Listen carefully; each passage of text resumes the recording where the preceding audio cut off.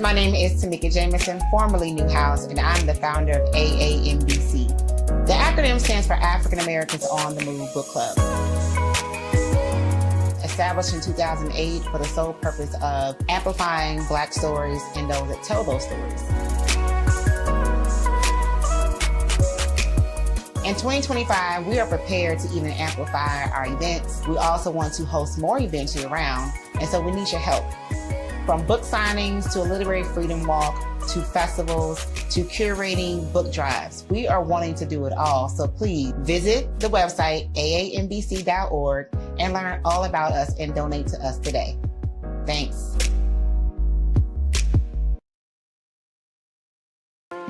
Hey creative, we're looking for you to join our emerging writers market for filmmakers and as well as authors. Gain exclusive access to media, influencers, readers and movie lovers, host live conversations and film screenings, and promote your books and projects with us today.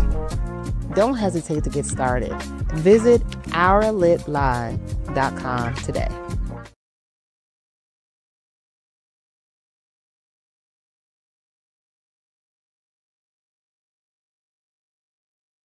Welcome, everyone. Today's conversation, Write It Like You Mean It, is about voice. The one we were born with, the one we were told to shrink, the one we're still learning to reclaim through our writing, our stories, and how we show up in the world. I'm Talib, Jasir, and I'm honored to be in conversation with two powerful storytellers, thinkers, and creators. Let's start by having each of you introduce yourselves, what you do, and what storytelling means to you right now. Kenyon, go first. Yeah, my name is Kenyon Martin. I'm an author, worked in the area of relationships and divorces and things of that nature, and pivoting into the fiction area. Writing for me is a means of expression. It's a means of touching someone outside of yourself with yourself. It's a way in which we use words to almost like alchemy to bring something out of others. At least that's been my experience and my desire. Nice. All right, Bryan. What's up, everybody? I'm Bryan Sparkman in Los Angeles, California, a documentarian, a voice actor, a few other things. And storytelling for me, I think it's necessary, it's power, it's truth, it's community.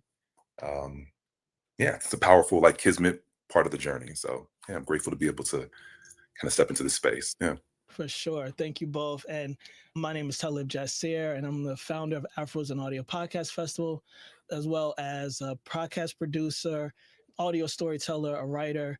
And I agree with the both of you, being able to get our inner worlds out of our minds, our bodies, our spirit, and however it's called to us, being audacious enough to get it out of ourselves, but also realizing that somewhere, somehow, someone is going to be connected with who you are, the work that you do.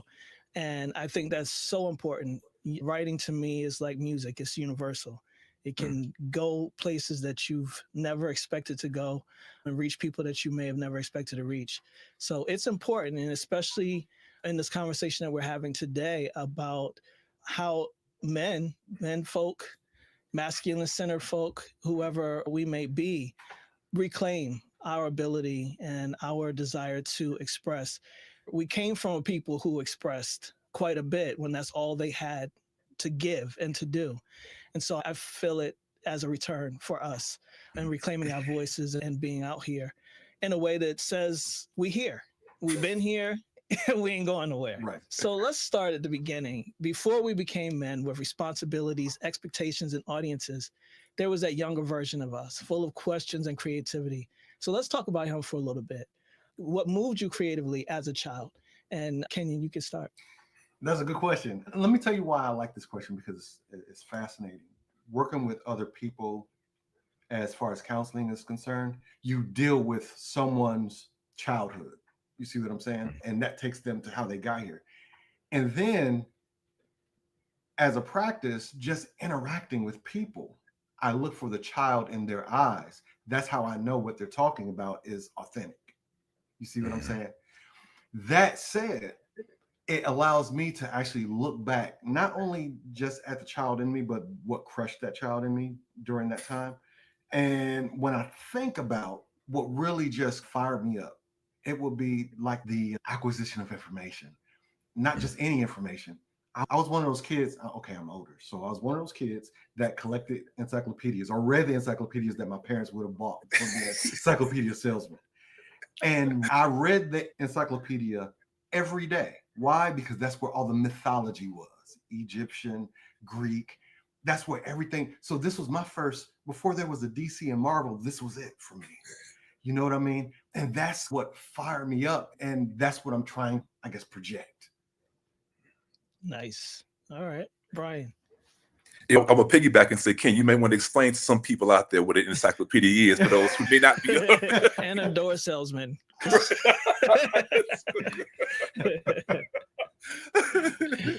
Oh man. Oh, what moved me creatively as a child? It had to be television. Television and books. I have to say both. I think both. Television for me was like an escape. A lot of maybe my friends and peers, music was more maybe that thing, but for me, it was television. I remember one of the television show that actually made me think about entertainment was like a kid's sketch comedy show on Nickelodeon called "You Can't Do That on Television." It was like a youth skewing SNL kind of thing, I guess, in a way. Anyway, I remember as a kid watching the credits. Like, why would I watch the credits? 6 and 7-year-old, I was a nerd, and I remember Ottawa, Canada. I remember because my mom told me later, yo, I would talk about, we have to go to Ottawa, Canada. I want to be on this show. And so I think just when I think back to the experience, it just felt like it was a place for me to escape, a place that I felt comfortable, that was fun, that helped to spark imagination for myself. And television for me was just such a powerful force. And I think I look at it more, or I looked at it as a conduit to share information, a conduit to bring community together. Again, just storytelling. So TV for sure, like some of my favorite shows, but that television show was the thing that like, yo, I want to pursue this thing. Yeah. Nice. All right. Yeah, for me, I grew up on a farm here where I live now in the Eastern Shore of Maryland.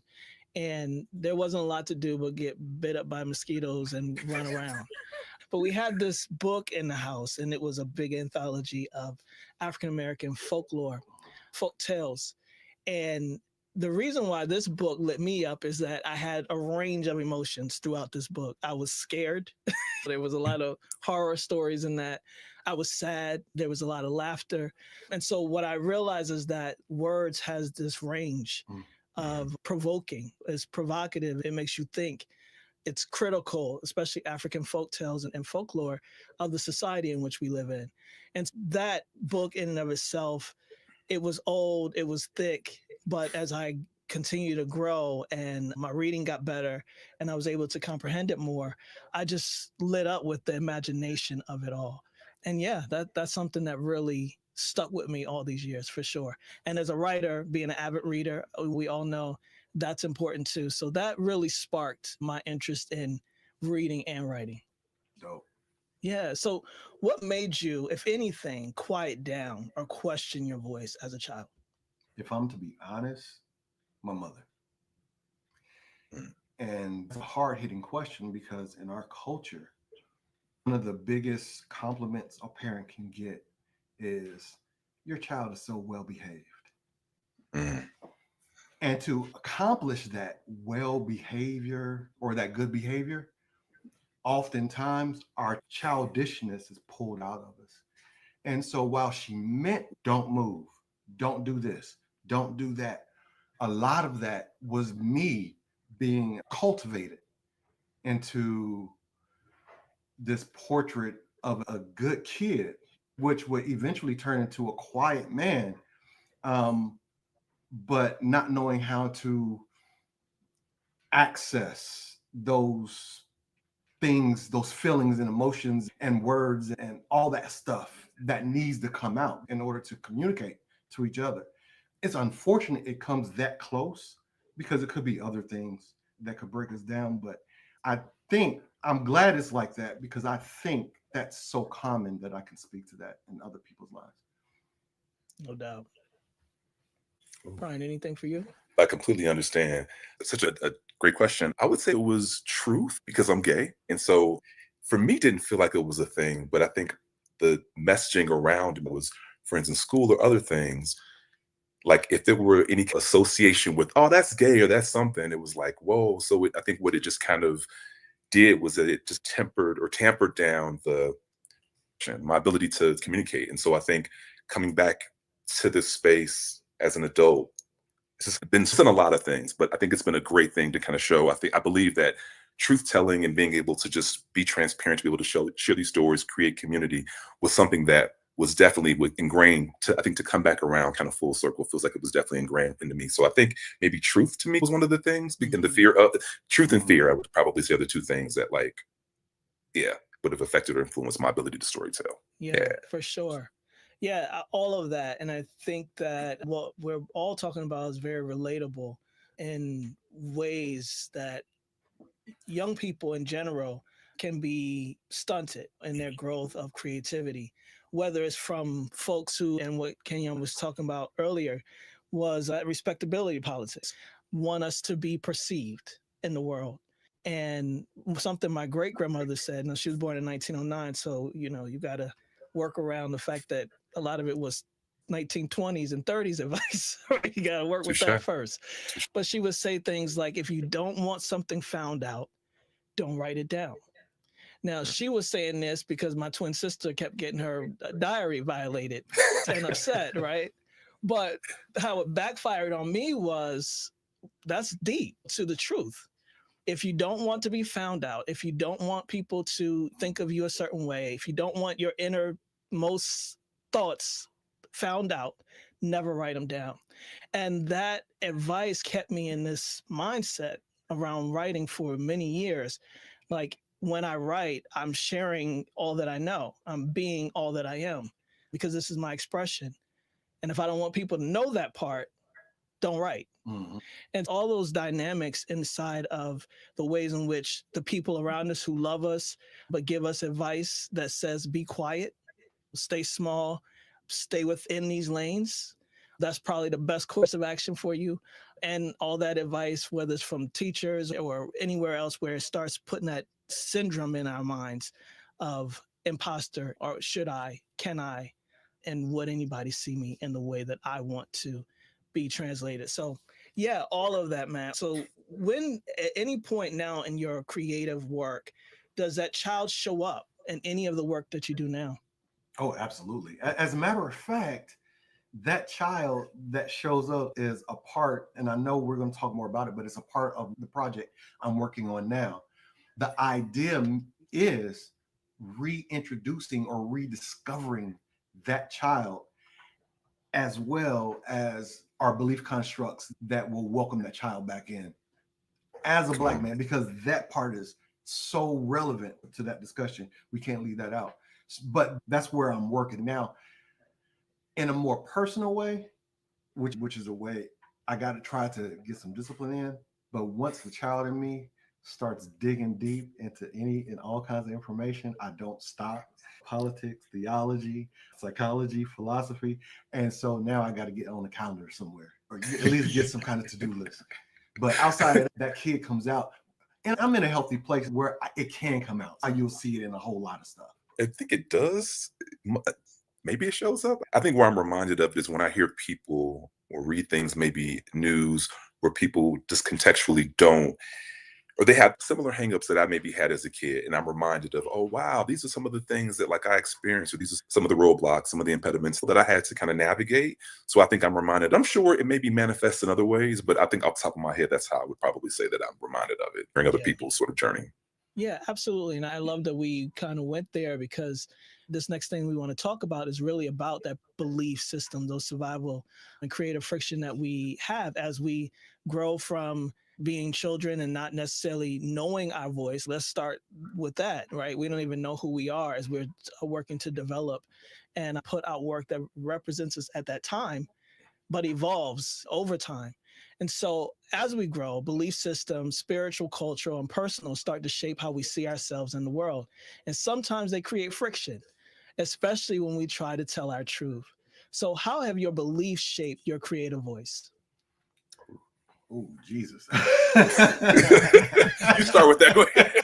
I'm not gonna lie, my belief system has been challenged as of late. So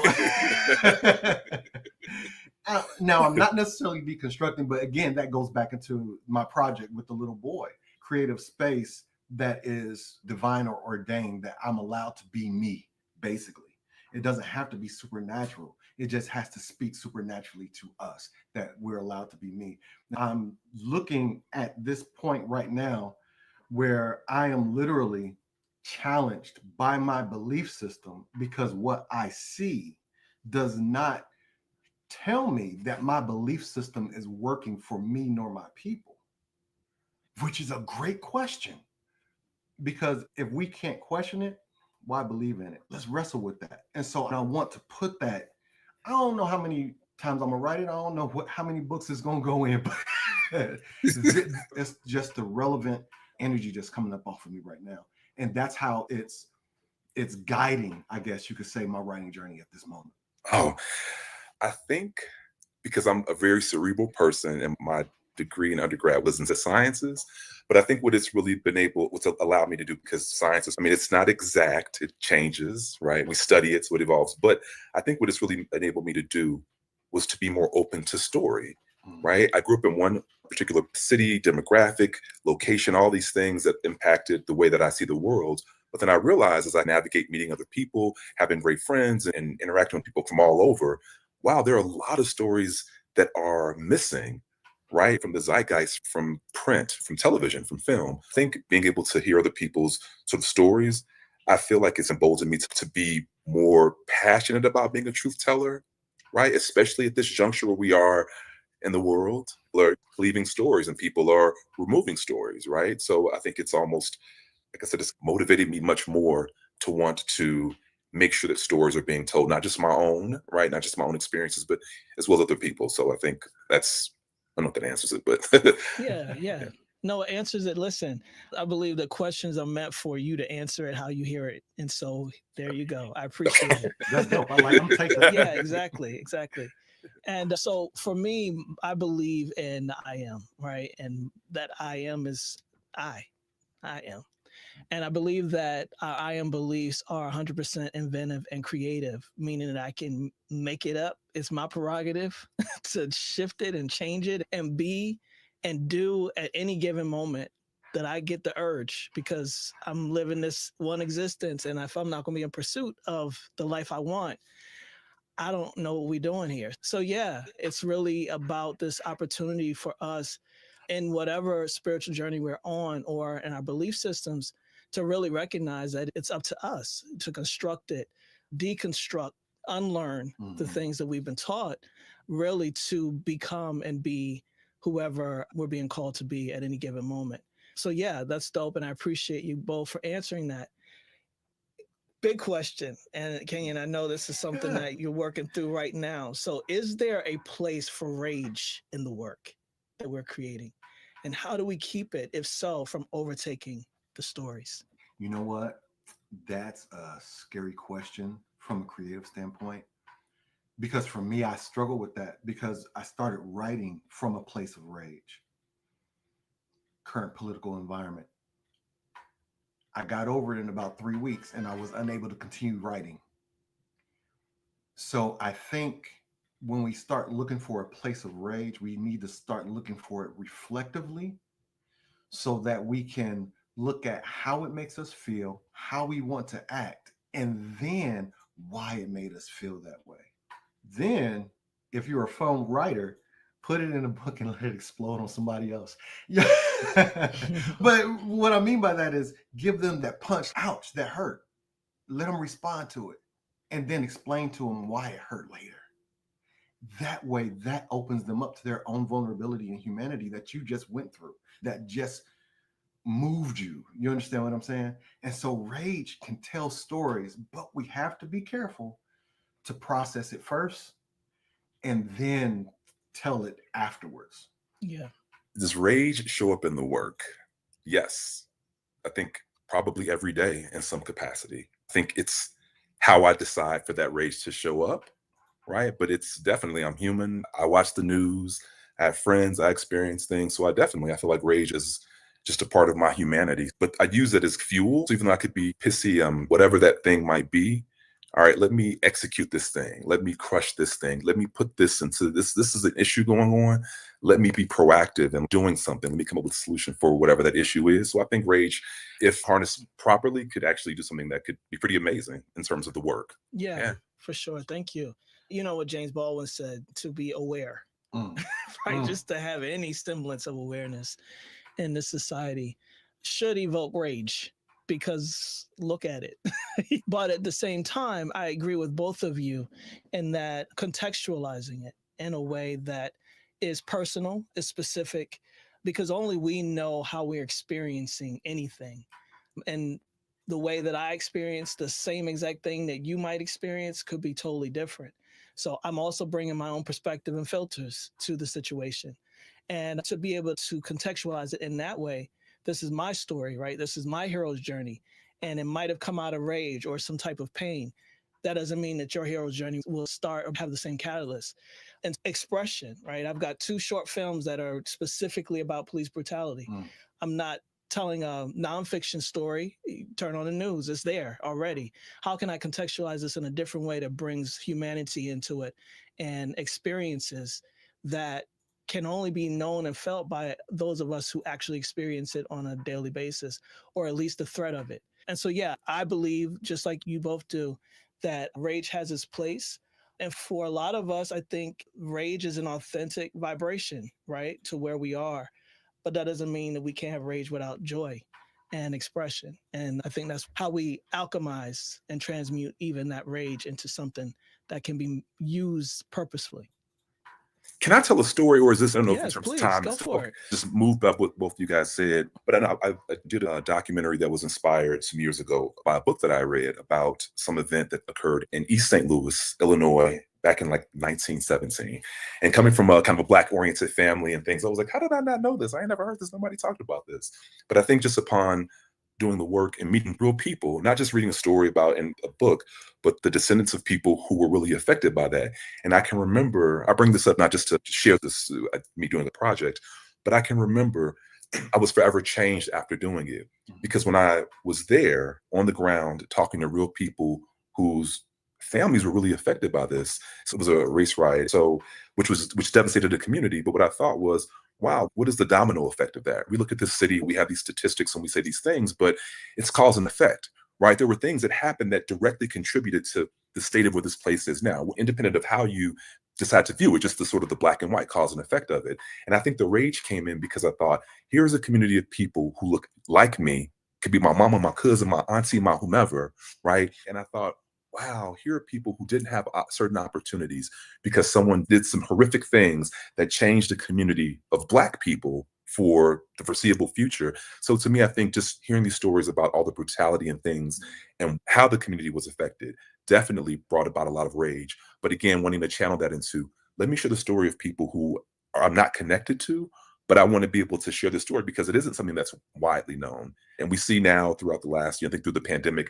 there's a lot of history and stories throughout the US that have been cleaved, right? From Oklahoma to Rosewood. There's just a myriad of stories that have affected communities and people. And it's just kind of share that because I thought in terms of rage and seeing wrong happen to people who don't deserve that and what can happen. So I think, like you said, rage can be used to be motivational and help. So. Yeah, absolutely. Thank you for sharing that. It's important.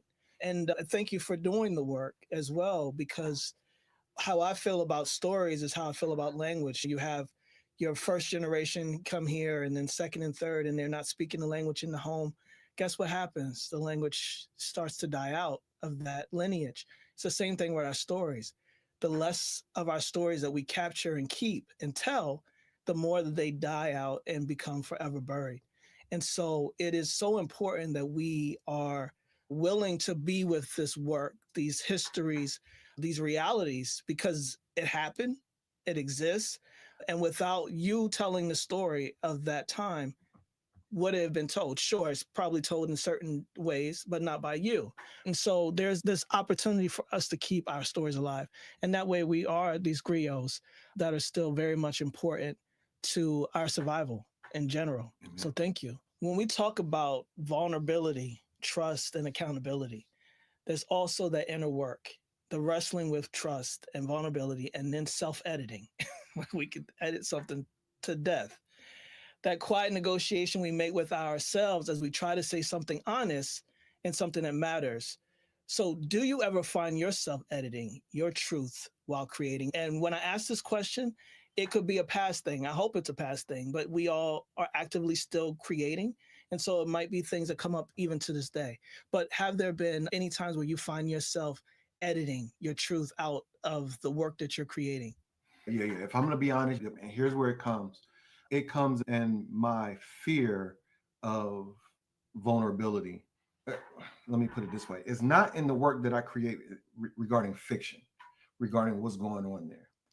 But whenever the work I create includes me and my generation, I come from a generation of that respectability politics where we never want anyone else to see us fail, fall, or be broken. And we need to be able to see that so we can know how to respond to that. So for me, when I write, I end up, as a matter of fact, it's been hard. I've even had a pastor just say, hey, listen, let them see you. And let me approach it this way. It's not that I hide me, it's the way we approach the subject or the topic so that we don't have to mention me involved in it. And so that's how I did in all of our older divorce books, because they were didactic, so I didn't have to mention me. In this project now with the child and going through all this disgust and rage in the world today, I will be amiss if I do not release me, if I don't share me. Like Bryan would say, share the rage. If I don't share this now, because what I'm missing is the community of that connection of vulnerability.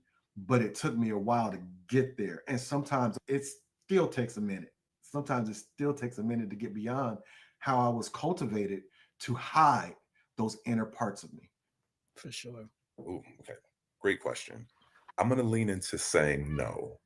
And the reason is because I heard a quote from someone, a known person. It's not seen as being favorable now, but the quote I heard years ago from her was, she was a person who's known, entertainer, and she lost some things because of, I guess, coming out. And said that what she realizes that, now because I'm sharing the story now, I can't think of exactly what the quote is, but it's something along the lines of what she realizes that when she stepped into her truth, how the world sort of began to show up in that way. So what I think for myself is that instead of looking at, oh, what's the downside or what is the negative impact of sharing truth, because I've done that. I've been a master at that for years. And so I thought, what is sharing truth? What does that look like? And so I think leaning into that, whatever kind of story I may decide to share, I feel like that has served me in a much better way at this juncture of my life. So I think now I try not to allow that to hinder me from wanting to express, because I think there's more power in truth. No, there definitely is more power in truth. And for me, it's about self-ownership. So there are spaces that you don't deserve all of me. Let's just be clear about that. And or my full story or identity or what have you. But then there are spaces that do. And so it's being able to discern that opportunity. But I do believe that I just started my personal podcast, Grumpy Wisdom, and I'm finding myself, I'm editing certain things out because I'm like, yeah, they don't know me that well just yet. Maybe in a later episode. But to Kenyon's point about the approach, it's really recognizing that when you've done work that other people may not have just yet, and you got to be concerned about the reception of it. And even if it's not the reception, but just how you feel at the end of the day. If I'm ruminating about a thing, then I'm going back and getting it the hell up out of there, because something about it is saying, not yet. Something about it is saying, I'm not ready to give that to the world just yet. And when I am, I certainly will. But until I am, I'm going to access my right to have self-ownership and just take it out. And so that's how I still do that editing a little bit of my creativity, with also being discerning when that child that was small and was taught to be small might be driving the car at that moment and saying, we don't do that. We don't talk like that. Come on, what you doing? Yeah, you go sit down. I got this part. I'm gonna write this part. But the other pieces, I do think there's an opportunity there to be discerning and to believe when it's not the time yet. Trust yourself, trust your gut in general, and allow that to be your editor. Can I ask you all a question, just piggybacking off of Sure, that? sure. Do you all feel like as creators or as artists, it's more about the art as opposed to the artist? Do you all feel like, in terms of sharing and reflection, is it about creating work, or is it the focus should be on you as the creator? Because to me, I think the story is what's important. Me being the person, yeah, maybe it has some significance, but I don't need the energy or the focus or attention to be on me, just the work. Do you all feel like Yeah. as artists, you want people to focus on your art, or the artist, or both? For me, I think it's how personal the work is. So if it's like Kenyon was talking about in the books about divorce, it's all about the story. And I don't have to inject myself, which makes me vulnerable, which makes it, there's two sides to every damn story, right? And so there might be a whole other belief about how things went down that we don't align on. And so I'm going to give this as a generalized opportunity for people to learn versus me intimately placing myself in the story. Most of my work is very intimate and personal. And so therefore, that's when I decide how to use it. But anything that's visual, I'm a visual artist as well, my poetry, it's all about that work. It's not about me. But anything that includes me, then I'm going to be discerning and decide what story to tell and recognize that I'm going to grow. And it's possible that one day this will be something that I'm willing to share. I think for me, that sounds a little bit like where I come from regarding what's most important between the art and the artist, so to speak, with the standpoint of I want the art to hit, not be a hit, but I want it to hit. I want it to make changes. I want it to impact. However, I'm from the school of thought that impact, because I'm so intimately entwined, I really want it. Like, it's almost like writing an extra long novelized sermon. You want it to come from here. And so because it comes from here, you wonder if who you are matters to the bigger, grander message that the person is writing. And in my error, I'll tell you now, Bryan, just being real with you, I'm learning that it matters who you are, but not in the way you think it matters. It matters how real you are, how naked you are, how vulnerable, how open you are. The more polished you are, the more rejected you get. And that's what I've been finding. The more wrapped up you are, the more pushed away you get. And so growing through that, letting it just guide me through this writing journey right now, for me, both are, no, for me, the art is more important, but seeing how I impact the art is important to me too. Does that make sense? 100%. Okay. Yeah. 100%. Yeah. So this kind of is a perfect segue into this next question. Do you feel pressure to represent more than yourself when you create? And how do you manage that? Bryan, if you go first. Whew.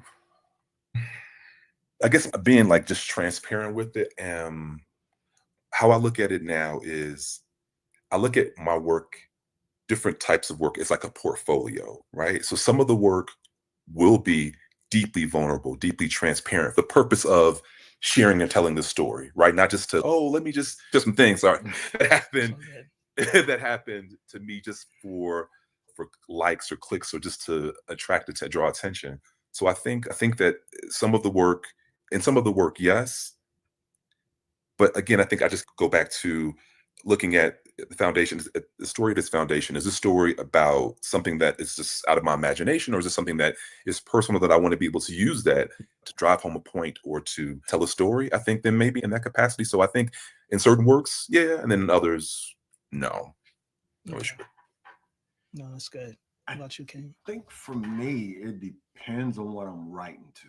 It depends on the subject matter, like just in accuracy. I just want to be accurate when I represent a point of view that so many other people could share. And that could be thematically, it could be theologically, it could be emotionally, so we can get a big group catharsis. But I do feel a weight of, I guess, reasonably representing a perspective. But I also want to be fair to any perspective I don't actually share. So I feel a weight to reflect that perspective as well. You understand what I'm saying?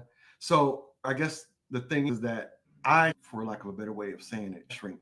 In humility, I pull out and push all that in to make sure everybody's voice is heard and everybody's reflected properly, in order that I don't irresponsibly offend. I'll put it that way. Yeah. Did that answer? No, I'm sorry. Yeah, no, it answers tell you both how I was thinking of the question as a Gen Xer. I feel, and I'm open to being wrong here, but I feel like we were that generation of, and then millennials and Gen Zs and alphas who don't give a damn about nothing, which is beautiful. That idea that we have to be political in our work. We have to represent Blackness. We have to represent any identity that we're from. Like, you have to represent that you are a Black man in America dealing with Black man in America stuff at whatever time you're dealing with it. And what I love about the Gen Z creator and Onward is this separation from that responsibility. To me, even as I was growing up as a Gen Xer, it felt almost like an obligation to be political in the work that we were creating because of the society that we lived in. Like, you have a platform, you have a mouthpiece, this is what you do.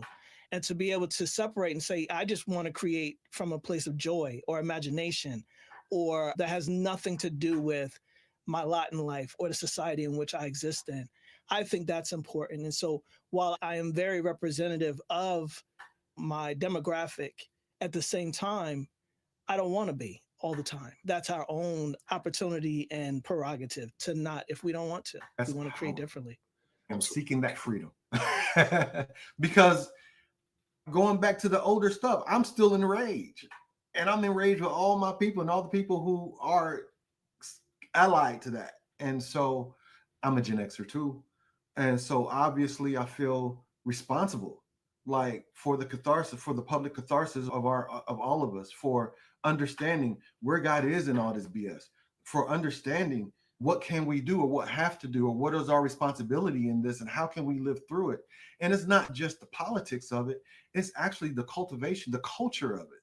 Like, even going all the way down to the toxic masculinity of hushing up the emotional insides of a man so that he can't express himself, all of that stuff I feel responsible for. So I am part of that generation. And having this conversation is probably a seed to actually getting away from that, because I would love to get away from it, because it haunts you. If you wear what you're putting out there all the time, it will burn you out and it haunts you. It really does. And I want to work through that one. So just to be transparent, I haven't gotten to that part yet. Yeah. I think, I guess, be more specific about what your thought was with the question. I think coming Gen Xer and coming up with parents who grew up during civil rights, having to read stories on African-American history during the summer times, and just making sure that I was abreast and knowledgeable, and also supporting community and how that shows up. So I think throughout my life, everyone has said to me, yo, B, you take on so much stuff, you're so hard on yourself. And I think what I've just realized, honestly, within the last month, truthfully, was that, oh, wait a second. Oh, that's where that feeling like that weight comes from. So I think what it's been is looking to kind of balance it, right? My mom always kind of grew up and told me, sometimes we always got to open our mouths and say shit or say anything, right? Sometimes we just do. So in this political environment, I don't have to be online to say, hey, everybody, do this thing. But if people are, can we swear on here or no? Please. Okay. I'm from Chicago, so I got to be a little urban. So a part of it, I think, is that it takes all types. So some people are going to be, the activists are going to be on front. Some people are going to be using their dollars to impact communities. Some people are going to go out and speak to people. So I think we have the ability to show up and the freedom to show up how we decide to show up based on who we are, right? So everybody ain't got to pick it. Mm-hmm. If I wanted this at this time, hey, people are shutting down businesses, a portion of my dollars are going to make sure I go towards Black businesses, right? If I have to go, whatever, if you all are doing something, the balance to that is being able to, all right, I can do something, I can affect change in this way. And I think one of my homeboys, Darian, told me the story, I share this story a lot of times, is that we grew up in a place and we're conditioned in a lot of ways. I think we both talked about that. Hey, you got to do this thing here, be this. But you reach a point in life where if you're in the midst of a situation, it's, oh, wait a second, I got some choice in this shit? There's actual, oh, I don't have to do this thing? Oh, fuck. Let me take this fucking backpack off with all these fucking bricks and everything else in that I've been carrying around because I thought that's what I had to do. That's what being a Black man, that's what being responsible, that's what showing up for community is. And it's, no, I'm going to do it. I'm going to chill for the rest of the month. Got other shit going on, right? And I'm going to let someone else pick up the baton. And I don't think that it negates my contribution or it somehow minimizes my contribution in terms of wanting to make impact. So I think we have choice in the midst of it. And you mentioned like Generation Alpha not giving a fuck. I think at some point you realize you still care, right? There's still passion, there's still belief system, there's still energy behind that thing. But again, we get to decide how that shows up, right? Podcast, book, talking to people. Yeah, I'm on a tangent. My bad. No, it's good. It's good. It's important because that's what we all are. We are a myriad of tangents and our beliefs and our perspective. And so it's important. And what I mean by, just to really quickly, Gen Alphas, is we are breaking down these socializations and these constructs. And Gen Z, we the blueprint. We've helped Gen Zers and Alphas to really continue to deconstruct these socializations and constructs that have had us so repressed, suppressed, and oppressed all of our life, and has really told us who we can and cannot be. And so that's why this conversation has been so important. And I'm really grateful for it because I do believe that there are young people across genders, across identities, who simply are always asking for permission to be. Can I do this? Will it matter? Who cares? Do I even care at a certain point? But it's so important that we are a testament of what it looks like to have survived all of the things that we've survived. And none of us all know the things that as individuals have survived on a personal level. But we know we survived some shit. We know that part. To be here and to still be in pursuit of creating, I think is one of the most important ways that we can be, but also as possibility for others who also want to express in vulnerability, in transparency, in the wildest imagination that we can have, because that's also all right. And isn't that kind of what happens looking back now? We have the gift of wisdom, right? Every generation that comes up, you have what people may deem disruptors, because again, we grew up at a certain time. So contextually, there's certain things we adhere to socially, within the family, within whatever. And as we grow, society changes, society evolves, hopefully. Sometimes it devolves, but hopefully it kind of evolves. And so I think when you have young people coming up into a system or into any space that like is unfamiliar to them or that they're learning, and they're saying, wait a minute, this doesn't make sense. But that's been how we've been socialized, right? So even when you go back to your grandmother, I believe, right? There's certain things that for her, this is how we operate. Kenyon, you mentioned again, your mom saying, hey, behave this. We all did, because at that time, right, that was our safety. That was our ability to advance into. So there was context and reason behind it. But I think that doesn't always have to be the default, right? There is space for us to be able to say, okay, wait a second, I'm gonna take a little bit of this, put a little bit of this, and this is gonna be my mix and my thing. Yeah. I think all of that allows more humanity into us as Black men. And I think that's the end result that we're looking for. The ability to see, okay, I am not just a man. I'm not just Black. I am not just bulky. I am not just a stopper for a bullet. I am not just this, that. I'm human, imaginative, creative, and I can express those things. And that's necessary. Yeah, it's very necessary. I have this saying that if I do something that's not typically something that a Black person or a Black man does, guess what? I just did it. So guess who do it? Black man. there it is. Right. Say it again. Preach. Let's just move on from these things that have not served us. And what better way to do it than creatively, and to express ourselves in ways that may not be whatever the norm or the blueprint is, but that's all right. That's what we get to do here and now in this space. So that freedom of expression is everything to me. We ain't a monolith. We ain't a monolith. Yeah, we ain't a monolith. And it's at this point, while we keep saying that, for sure, clearly we ain't a monolith, right? How do we work from that step and now just continue to iterate ourselves as often and as much as possible. So I have one last question for you both, and this might be a zinger, but I'm gonna ask it anyway. If someone were to write the story of your life 50 years from now, what would you want them to get right? Wow. Can I ask Siri? No. Can I phone a friend? That's ChatGPT. Right. I'll be right back. Man, just in front of you guys, I talked about the respectability politics and all the trappings of the polishing of how you want to look that last moment, how you want to look in the casket, how you want the last sermon to be read. You think of those things and then how you want to be remembered.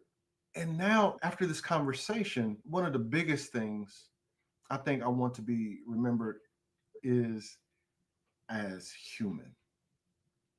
Flawed, broken, healed, grown, impactful, discovered, and helping others to discover. I think that one piece right there is the most important. I think without phoning a friend. It works. It works. So there's space for all answers, right? Yeah. This is with a few seconds of thought, but I'm gonna say, because this is like where I'm leaning into, I feel like I don't really give a shit if I'm remembered. To be quite honest, I don't feel like I have this need to be remembered. I would say contextually, when you think about entertainment or stories or certain things, yeah, maybe there's some, hope that but I'm not doing this for the likes or the clicks or for what I hope is remembered is the impact and the contribution, right? That's what I really hope. I do things behind the scenes, and it's not, hey, I hope that people know me, because I think just in society 100 years ago who lived where you live, we don't know who they are, right? So we all become forgettable to some degree. There are people who are that's just life. That's the nature of evolution. So I hope that for now, that the contributions to the challenges that we're facing, I hope that some of the effort, makes a contribution.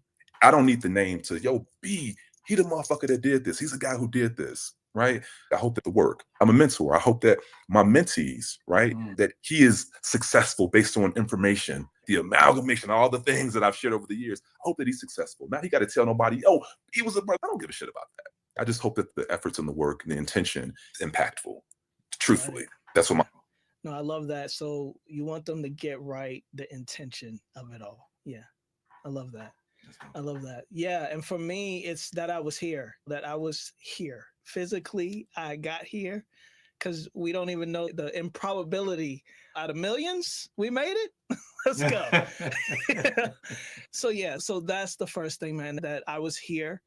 The intentionality of it all. I'm really big on intentionality, and that the work is fulfillment. I'm fulfilled. I didn't care about a purpose. I cared about the point. Here you go. What's the point of what I'm doing here and now? And if you get that one thing right, we did it. We did something. So I appreciate so much this time.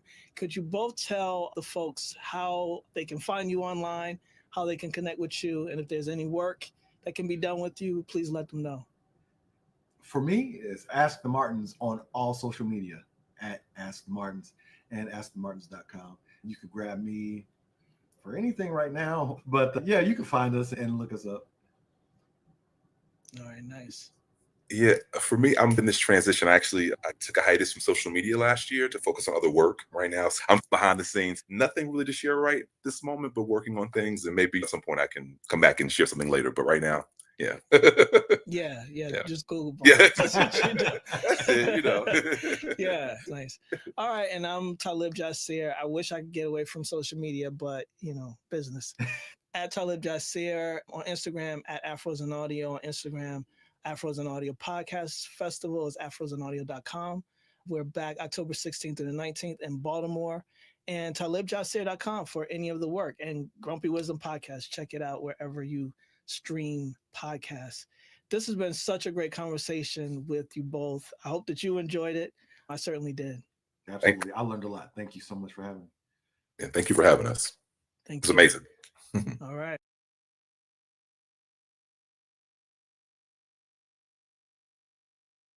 If you're looking for a secure haven within the literary world, you found the perfect organization. Let's make magic together. Our space is specifically designed for African American authors who are passionate about their writings of films and books. It's a platform to stay informed about industry developments. And on Patreon, we'll share exclusive content, valuable resources, and engaging discussions and masterclasses on various subjects, ranging from film and publishing industry trends to wellness and business tips. So if you're ready to dive into this exciting community, become a member now. Welcome to our literary haven where creativity knows no bounds. Let's make magic together.